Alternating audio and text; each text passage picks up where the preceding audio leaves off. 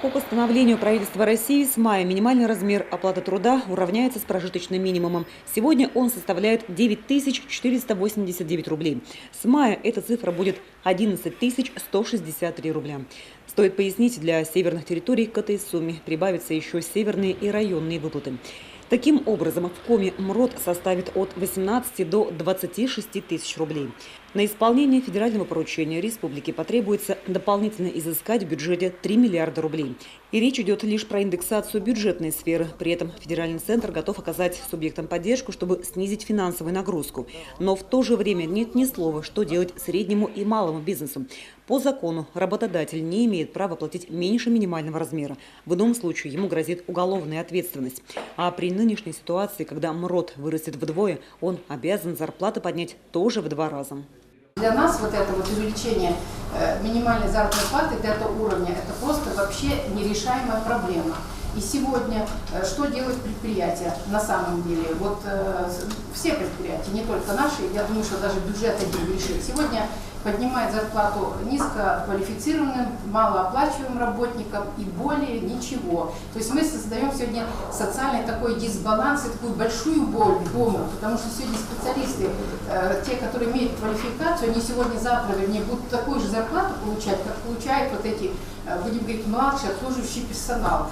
Представители малого бизнеса, сделав свой расчет, подытожили: увеличение МРОТ либо заставит многих уйти в тень, либо просто доведет до банкротства. Учитывая, как сегодня в северных условиях и так тяжело развивать свой бизнес.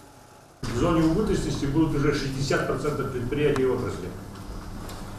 В том числе попадут туда и такие крупные поставщики, которые на сегодняшний день имеют собственные цеха по переработке молока, имеют роботизированные фермы. То есть уровень технологий там достаточно высок. Просто что аграрный бизнес таков, что он не имеет источника доходов. Для того, чтобы покрыть, мы посчитали дополнительно 183 миллиона рублей. Средний и малый бизнес в регионе более-менее стоит на ногах только за счет региональных и федеральных субсидий, за счет участия в различных госпрограммах. Парадоксально, но на этот год как раз-таки федеральные субсидии на поддержку малого бизнеса сократились почти в 5 раз. Со 114 миллионов до 20. И это в тот период, когда надо изыскивать средства на уравнивание зарплат. Одним словом, новая финансовая нагрузка полностью пока ложится на плечи предпринимателей. Федеральные эксперты тоже понимают проблему, и уже сейчас идет сбор предложений, как помочь бизнесу. Малый бизнес работает в спецрежимах. Это единый налог на вмененный доход, это упрощенная система налогообложения, это патентная система, единый сельхозналог.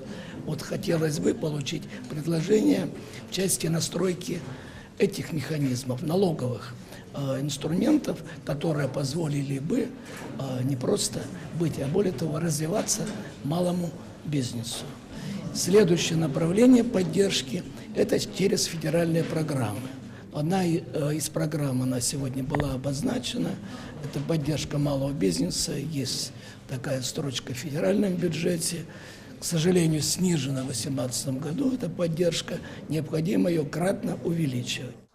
Коми, как пилотный регион в определении будущего МРОТ, предложила и свои выходы решения из проблемы. Чтобы сохранить малое предпринимательство на севере, необходимо пересмотреть систему налогообложения. Как вариант, при распределении федеральных субсидий ввести северный коэффициент. Лишить северные надбавки налогообложения. Возможно, избавить малый бизнес в целом от некоторых налогов. Все предложения будут подниматься на отдельных заседаниях в Госдуме и Совете Федерации.